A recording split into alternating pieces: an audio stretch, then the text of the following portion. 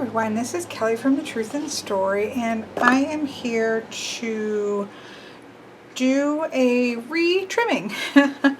So the Druidcraft Tarot is one of my older decks. In my deck lineage, I had the Llewellyn Tarot for about 9.5 years or so.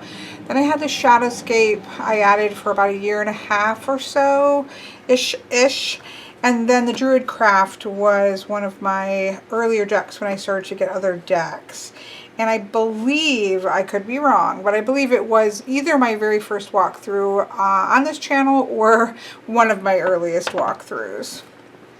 Now, they recently released a new edition of this deck, which I picked up because A, I had a coupon at Barnes & Noble's, and B, I never had the full book. When I purchased this, I didn't know that there was a full book, and so when I realized that, I ended up getting the app to use for it, which was perfectly fine. But this is a deck I actually recommend quite a bit for new tarot as a great beginner's deck, especially if you are interested in earth-based,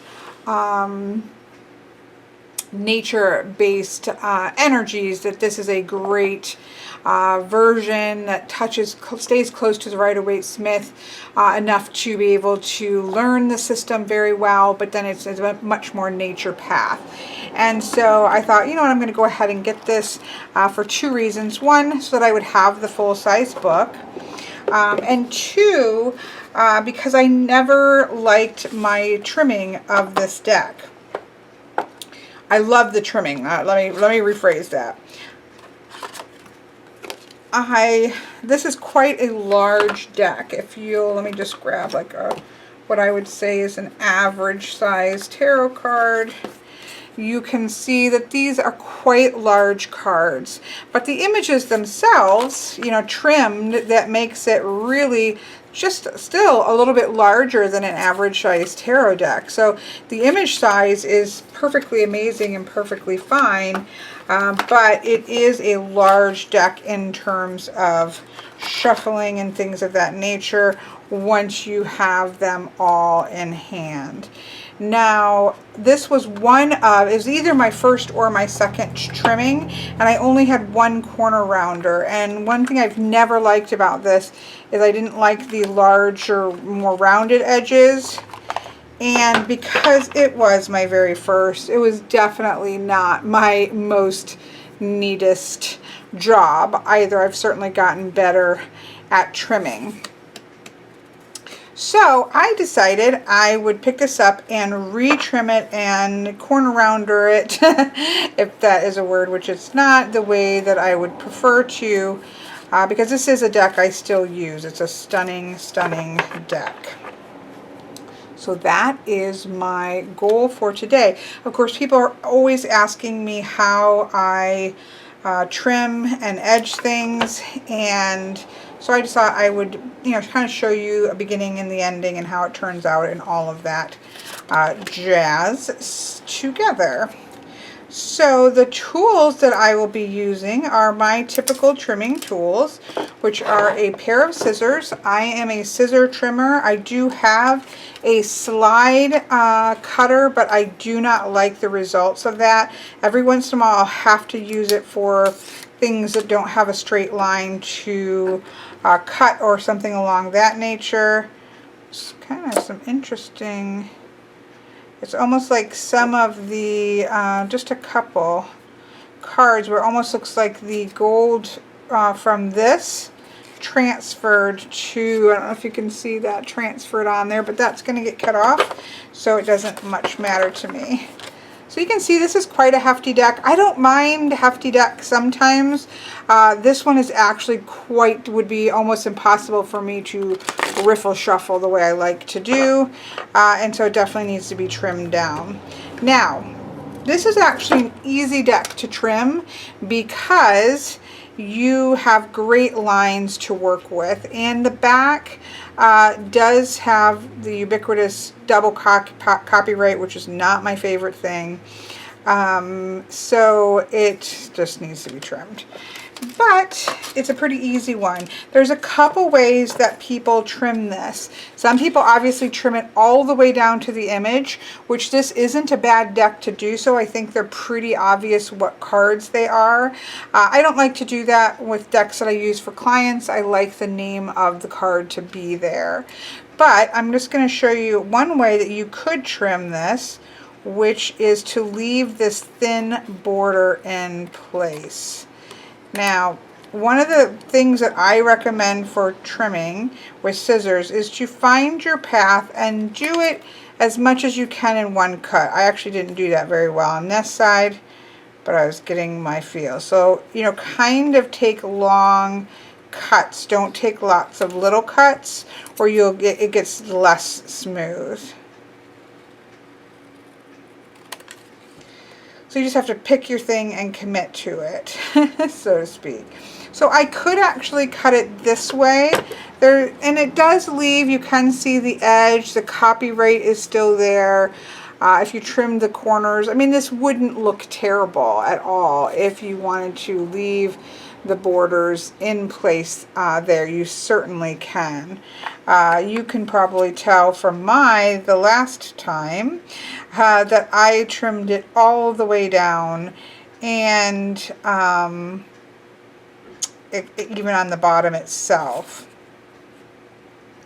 The other thing I could do is leave the double so that sometimes you can see that the rounding, although I'm not going to go this round, goes to both. So let's find the High Priestess here. So I obviously now have these all mixed up.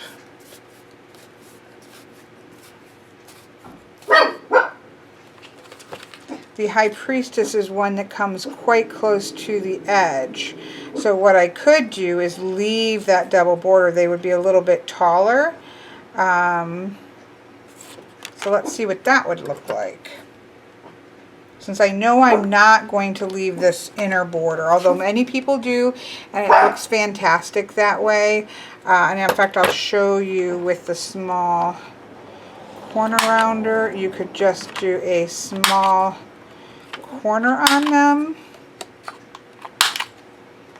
and that looks really nice. Not huge fan of the back, but again, I don't care all that much about backs. I don't sit there and stare at the backs.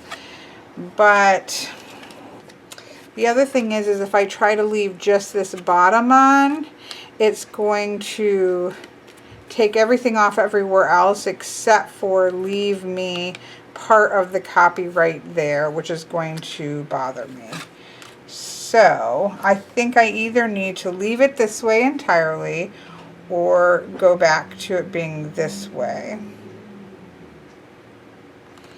I'm going to do it the same way and hope that the smaller corner round will make that less of a problem. So let's commit. Again, trimming is about sort of making a commitment and then sticking to it.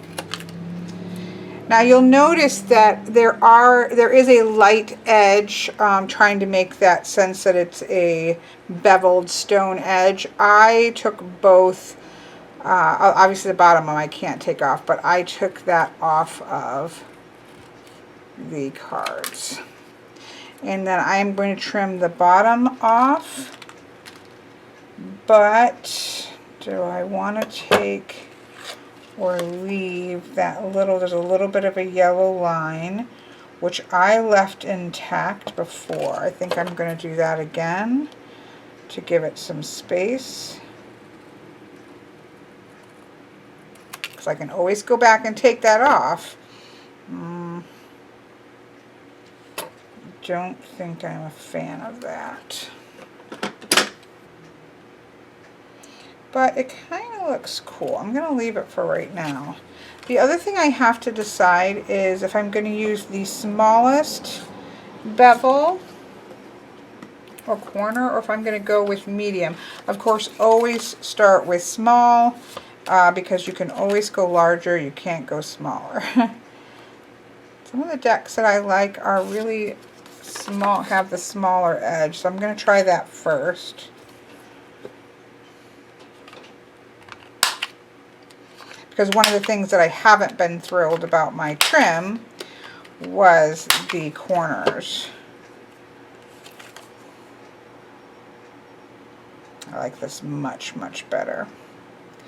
Much, much, much better.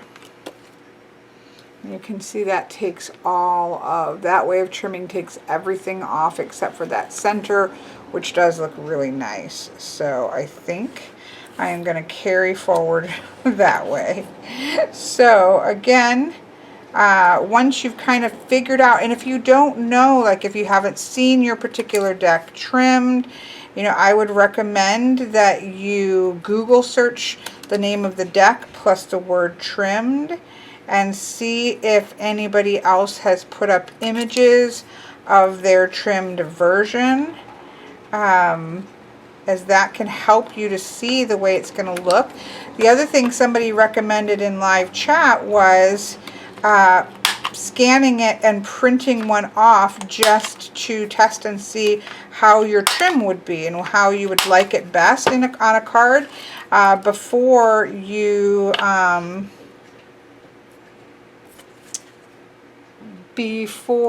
actually trim it on the cards themselves.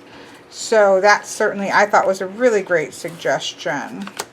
So that's pretty much how I do it. I tend to do a little bit of, like I'll do a chunk of the trimming and then I will do a chunk of corner roundering so I don't have all of one to do at one time, because that tends to make my hands hurt more. You'll also notice there is an inside, I gotta think about this while before I get too far in, because there is a bit of an inside bezel on the other side as well. It's just dark instead of light. You can't see it on all of them as well because depending on how dark it is, but I think I'm going to make sure to take that off as well, and anything off of the top as well, and then let me redo the corners because I have adjusted them.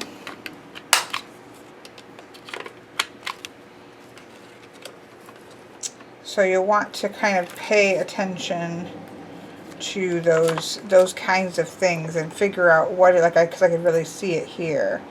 So I'm going to go in. Now, you know, if you're a perfectionist, right, if things like this just makes you really anxious, or it needs to be perfect in order for it to not drive you crazy, then, you know, trimming may not be something that is for you.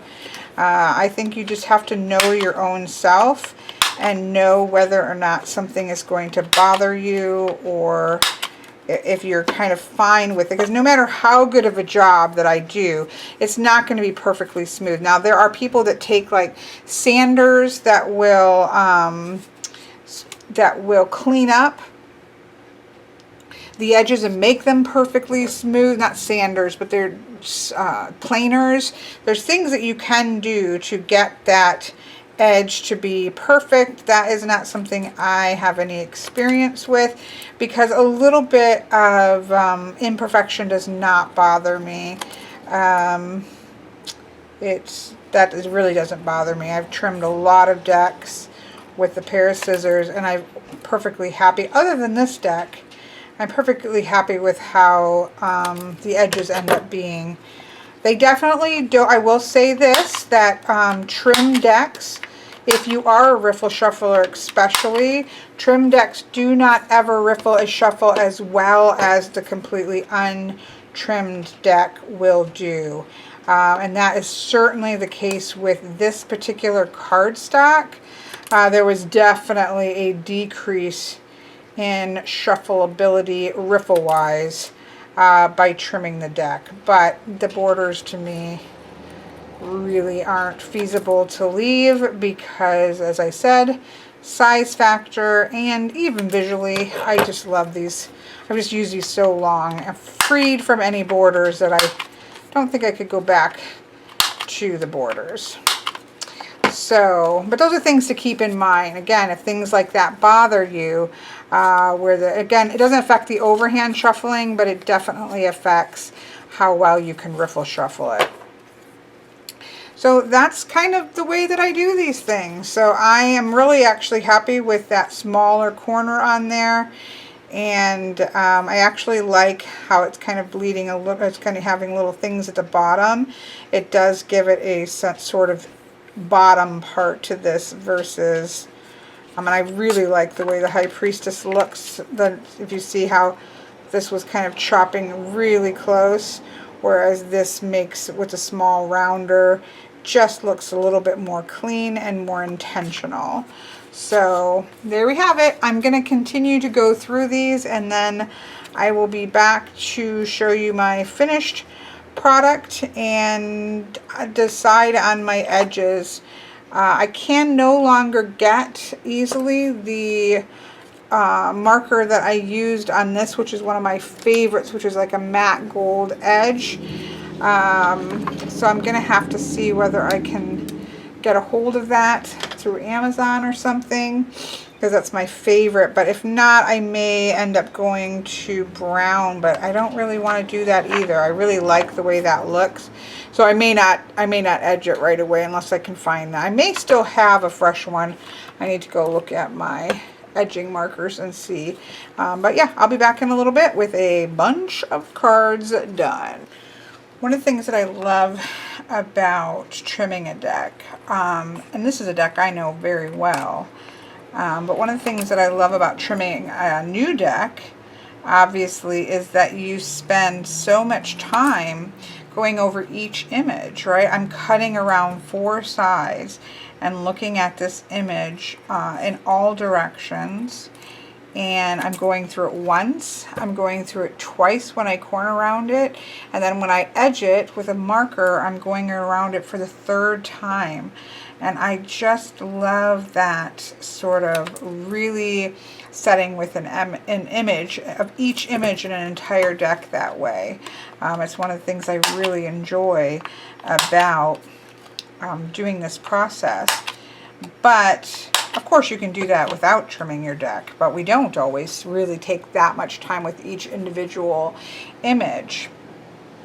I love this one. It has a very Gandalf-y, druidy, even Odin-y kind of feel to the energy. I love the wolf here, but then the traditional lantern is here as well.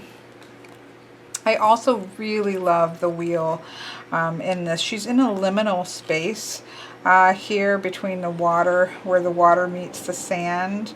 I love that she has the 8-spoked wheel there for the wheel of the year, this idea of walking the wheel. I also love that she's drawing sort of her wheel and standing in the middle of it, because I do think that's one of the things. I mean, change comes all the time, and being in the liminal space by the ocean really speaks to that continual cycle of change. And yet she's not just sitting and waiting to be flipped around by the wheel of fate. She is drawing her circle, drawing her boundaries. She is mindfully walking the path of the wheel, so that even when change does occur, she is standing on the inside and she has protections up, and she's able to see those changes coming a lot easier. So I think that's one of my favorite depictions of the wheel. Oh, I love Justice. Anyways, I didn't mean to come here and talk about each of the cards. But if something strikes me, I might come back and have a little chit-chat about it, because that's one of the cool things, again, about going through each of the cards and being able to sit there and pay attention to it. Of course, the card that definitely is not a favorite of some because of the nudity here is coming up. So this is definitely not a deck if you don't want any nudity in your deck. But I've never, the nudity here is not what I consider to be Oh, yeah, you know, you have nudity here. You have nudity in the Lovers card, which I may have already done. Although you really can't see a whole lot here. But I don't find any of this to be for the sake of titillation or just doing it for the sake of, you know, oh, I can draw somebody nude. It seems to be, in my opinion, very mindful and very comfortable with the human body. We all have a body, and we all have bits of various types and looks, and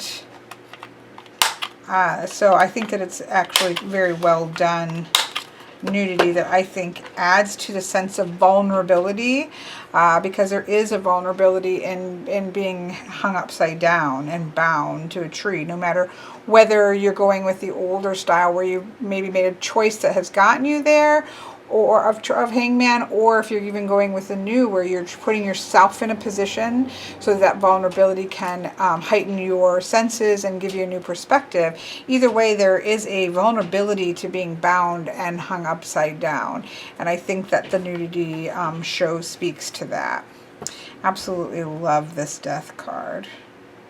I love these standing stones in the distance. I love the snake with transformation. I love the bird over here, the skull. I love the sickle here. I mean, it's just a powerful version of death in this deck. I do, as I said, I do have a walk through this. I don't think it's probably as in depth, perhaps, as my reviews are now maybe known to be, because it was one of my first, and I was definitely probably trying, I don't remember, but I was probably trying to make them a lot shorter than I bother with now. So I'm not sure about that, but I also love that Temperance. So there are some changes in the names that you'll see here, but this is a word that means, I believe it means alchemy, or the alchemist. And there is definitely a alchemical nature of this combining of two things that is now stronger because of the combination. It's also something new that comes out of two things uniting that I think is a real powerful symbol or a potential title for the Temperance card. And you can see that the devil has been changed to Cernunnos, which makes sense. And I don't think in this there is that sense that there's anything wrong. It's similar to if you have Tarot of the Hidden Realms, which I think has Shadow Dance for the devil. So it isn't this idea that indulging in the joys of the physical flesh is a bad thing. It's that there is a time for that, and then there is a time that you have to kind of come back and go about the business of living and being sort of an agency in your own power. So there's a time to lean into those energies, and then there is a time in which you need to, of course, star cards also make it, which we often see in star cards, and I don't see people really concerned about that, but then people are concerned about the Hanged Man.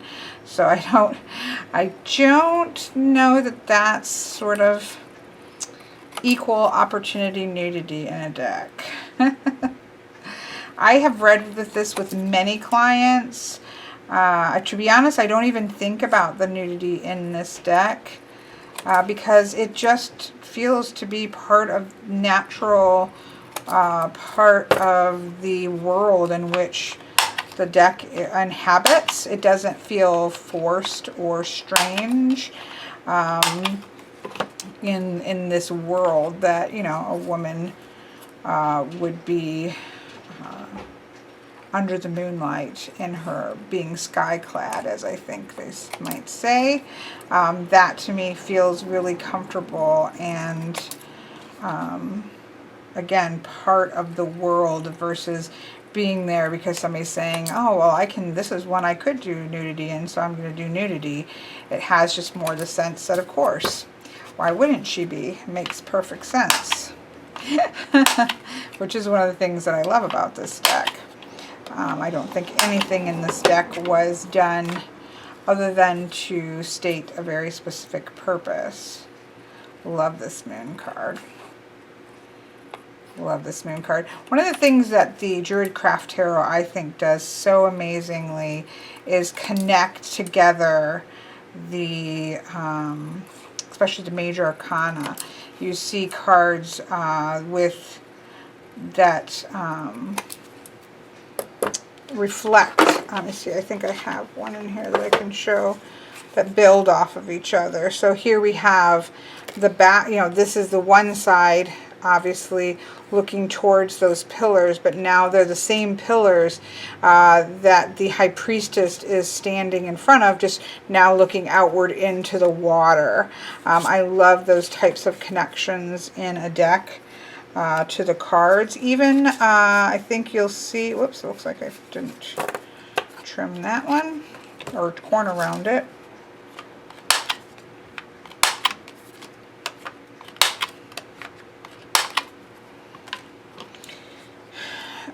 You even get that sense here with the sun and then the rebirth card here, right? You have the same boy that's showing up in both of them. And I think that that is really an interesting thing to have. We have this confident, happy life here that was not so long ago probably reborn.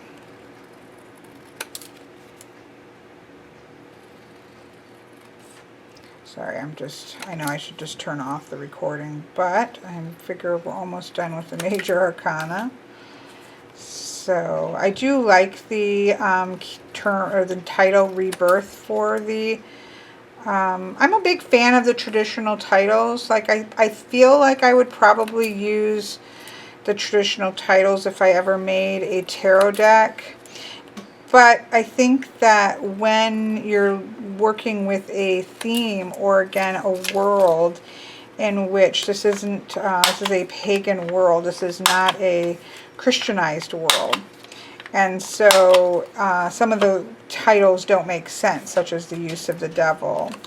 And so I think that is, for me, when people change titles, as long as it makes sense and stays to the intention of the meaning of the card, it doesn't usually bother me. There are times in which I feel like just, leave it alone and just let the titles be what they are. They've kind of stood the test of time. But in this deck, I do feel like the titles are reflective of, again, of the world that they are in. And they, again, make sense to me to the card itself. And so that doesn't bother me.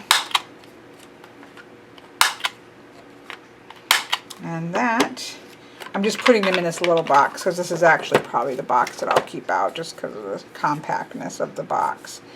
So that is the major arcana. Again, really happy with the smaller corners.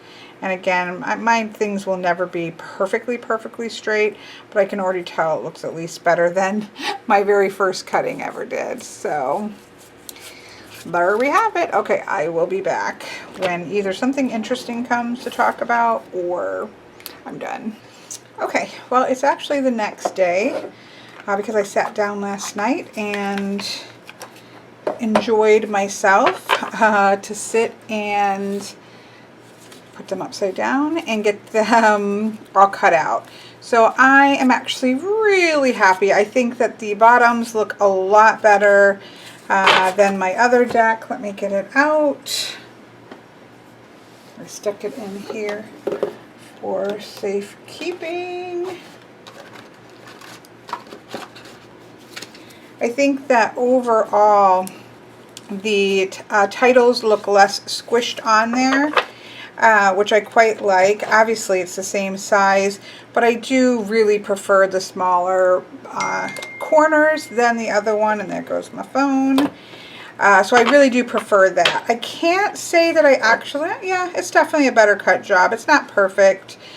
Sometimes following the, depending on how dark it is, sometimes seeing exactly, because I wanted to get within those beveled edges, and so sometimes that was a little iffy, which is what makes it not quite as straight as when I just am following a single line. Let's give them a shuffle here. Actually, I still say, I think the cardstock is the same, but I feel like this, oh, I'm so sorry for my phone. I don't know why it's doing that right when it's across the way and I can't reach it. So I'm going to have to pause this. I feel like this shuffles better. Now that could be because I cut it better. Let me just give this a shuffle.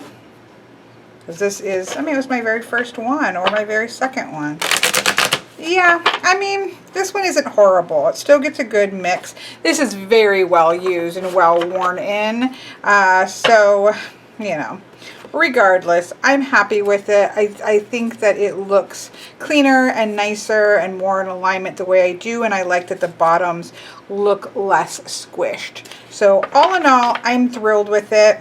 I'm going to wait to do the edges because I do really want the same matte gold, so I think I'm going to order that, and I'll have to do a different one on edging.